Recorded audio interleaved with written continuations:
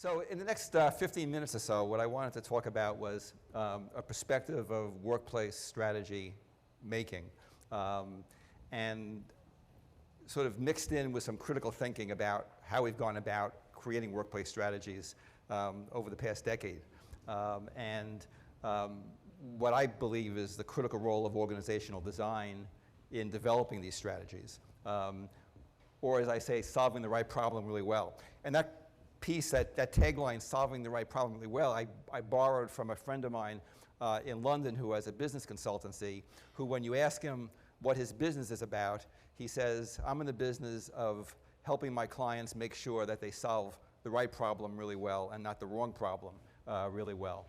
So what is solving the wrong problem really well? And I suspect, having done this as long as I've been doing this for 45 some odd years, too often we solve the wrong problem, but we get awards for it. Here's three projects that I'll sort of cite very quickly as an example. The project on the left is Capital One's headquarters in McLean, Virginia. The building in the background is the one we're talking about.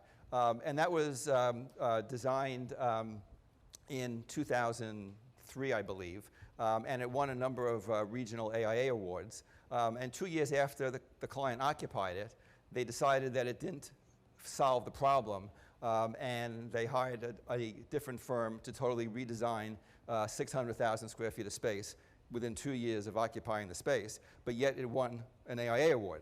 Sorry. The project in the middle is the Time Warner headquarters in Columbus Circle, in which they had gone for a year and a half in design development for a project when it used to be AOL Time Warner. And the project was being designed as if AOL was the client, when at the end of the day, AOL was becoming smaller and smaller and Time Warner was becoming larger and larger. And halfway through the design process, the client put the brakes on and said, this is not who we are, and brought in another firm to work with the existing firm to totally redo the design of the project. The third project on the right is Johnson & Johnson's UK headquarters in High Wycombe, right outside of London. And it's a lovely project. It's 5 buildings that are connected by a walkway, or what they call the main street. And at the knuckle of each of these buildings, there's a T-point, a place for collaboration. At a point when they were about to do a new building, they called us in to do an evaluation of the existing, of how it worked and why nobody was using these T-points. And we found out that there was no understanding about how the organization actually functioned and what the structure of the organization was. And so they basically were using these T-points to get coffee and tea and go back to their workspaces and do what they were going to do anyway. But these certainly were not points of instantaneous, serendipitous collaboration. So I think that these are all cases where these are beautiful projects, wonderful portfolio pieces. 2 of the 3 have won design awards, but yet they solve the wrong problem quite well. You know, if you look at this sort of spectrum of workplace design over the past century, you know, from something in the 1800s all the way through something more current, with the aberration of the cube farm in the middle on the bottom, we really haven't come a long way. And I think it's a pretty damning comment on our profession, meaning the design profession, that is, this is the best we could do in workplace strategy. I'm not sure we're doing a particularly wonderful job of analysis. So why is this important? It's important for a number of reasons. One is everybody's talking about workplace strategy. So even in the ULI journal 2 months ago, they're talking about collaboration in the workplace. So people use collaboration as a word, just like innovation, almost as easily and freely as we talk about Kleenex. And the problem is that we don't necessarily understand what collaboration means to our clients, and we don't always ask those right questions. But let me give you another example from a case in point of why it's really important, without being too cynical. I've got a client in Taipei, and we're doing a project for a hospital that he's a director of. And we're hired to reevaluate how physicians collaborate and work, and he wants to break down barriers between physicians and between physicians and researchers and physicians and clinicians. And he wants to pull everybody out of private offices and really shake things up in terms of how they're working. And so he read this book, Imagine, by Lair, that talks about creativity in the workplace. And he cites one of the cases that somebody cited earlier today about creating collaboration areas right outside of restrooms. And he said, this is a great idea. This is how we can be more collaborative. And then about a month later, he read another article that said, everybody needs to be in private offices because working in the open really is deadly and it's bad for your health. And he said to me, what's the choice? How do I make the right decision and which is the truth? And I said, they're both true. What you need to evaluate is who you are as an organization and understand your organizational design in respect to the type of workplace strategy that you want to develop. And so, people throw out words and clients talk about, innovation and collaboration and mobile working, and then they associate a certain aesthetic with that.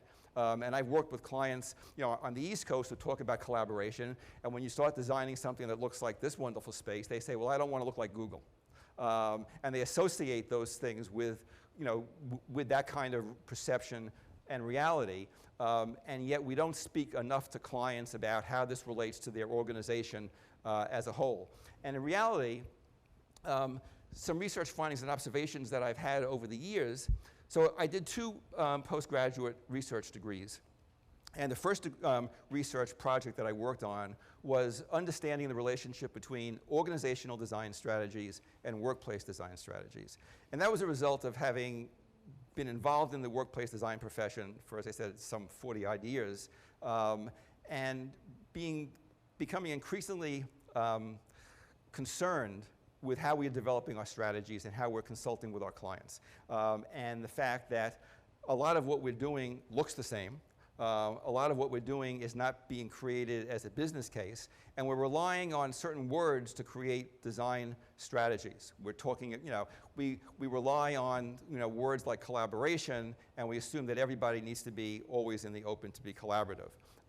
And yet we're not really connecting with a business model in order to be able to do that, and we're far from creating a business case to do that. And we rely a lot on brand and a lot on culture, and a lot of what we talked about today was revolving around an organization's culture, which is critical, but what we're forgetting is that culture is really the manifestation of an organization's design, which involves their business strategy, their structure, their processes, their people, and their reward system. And we'll talk a little bit about that in a few minutes. So what concerns me is that often, or too often, we're involved with trends versus substance. A lot of what we see in the journals, a lot of what we talk about, is based on alternative workplace strategies. It's based on mobile workplace strategies. And in some cases, and I don't mean to make a total generalization, in some cases it's very valid, but what I question is, are we doing the right research in order to justify this type of decision making? When I did my second research degree thesis, it was on looking at organizations and how they make decisions on workplace strategies. And it was a cross section of 14 different industries, from financial to technology to public companies like GSA, and it was across the board in terms of professional service firms. And of the 14 organizations that I studied, 12 of those organizations saw value in having a workplace strategy. None of those 12 organizations did any sort of evidence-based research in choosing the strategy that would support their business. It was based purely on perception of outcomes and on an understanding of the process piece and a desired culture. But none of it was based on how will this support our organization's business? How will it support the business strategy of the business? How does it support the organizational structure of the business? And that, to me, was quite telling. Now, again, it was 14 organizations, though it was across different industries, and I'm sure that there are instances where there are some companies that are doing the proper research. But I found that within all those organizations that I picked at random, that none of those was using any evidence-based research to develop a workplace strategy. So it's almost as if, as professionals, we're sitting at the, at the front of the boat there, while everybody else is bailing water, coming up with strategies that may or may not work and may or may not have sustainability. And what I get really concerned about in what we're doing is that while a lot of what we do has immediacy and works for the present, is it sustainable? Going back to that Capital One example, the workplace strategy that they developed was sustainable as long as that business model stayed the same. Now that Capital One is turning into a banking institution and less of a technology company, they're going through major changes in their workplace strategy. Had the issues about business strategy and organizational structure been raised 8 years ago, a lot of those questions and the resulting design may have been very different. And so we also rely too often on the fact that if we build it, they will come. And we forget the fact that, yes, you can build it and you can create spaces that are collaborative and appear to be innovative, but unless we're doing the right work within the organization, then we're going to have some real trouble in sustaining those changes. So the relationship between organizational design and workplace strategies is really similar to what I would call the ecology of work. And it's based on understanding, biology and structures and systems. It's based on the strategy of a business. It's based on the structure of a business. It's based on processes. And I think we've got the process piece down right. You saw a number of cases here where there was research into business processes. And then there's people, there's demographics. And I think to a certain degree we have that right also. But then there's rewards. Why do people come to work for business organizations? So all those 5 components, really are about what the business is, and it's what we call, excuse me, the design of the organization. And so in looking at business strategy as the core focus of that, and then the organizational design as the second ring of the analysis, you could then develop strategies that evolve into workplace strategies. It could evolve into your workplace design, and then subsequently, hopefully, if there's a new building involved, it could also be part of a new building. But it's all under the umbrella of what I would also call change management, which is an integral piece of that thing. And so organizational design becomes a tool to develop workplace design strategies. It becomes a tool to develop metrics in terms of being able to understand performance, which is another problem that I see within our profession, in that we base a lot of our performance metrics on surveys dealing with employee satisfaction, which in a point of time may or may not be accurate in terms of how well does a workplace strategy perform to suit the business. And then it also allows you to enable change, because once you understand from the organizational design perspective where the organization is going in terms of their workplace strategy, you could identify those areas within the organization that need to focus on change, whether it's the process piece, whether it's the structural piece, or whether it's the people piece. And so I'll leave you with two organizational models that were sort of satiric about 5 years ago. I don't know how many people saw this when it was published, but they basically were picking on Silicon Valley here, and they identified 6 organizations, within the valley here, except for Microsoft. And they sort of did this sort of satirical organizational diagram.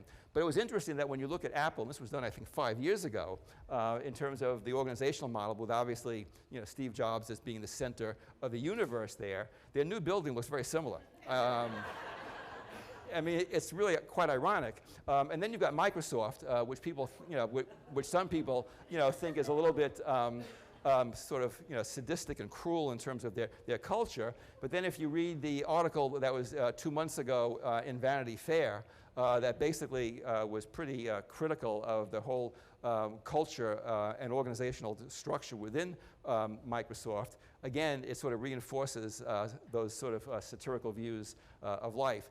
And so what I would leave you with is just a question for everybody to be a little bit more critical in your thinking about how we develop workplace strategies, and really what the role of an organization in its totality is, and not focusing purely on process and brand. Thank you.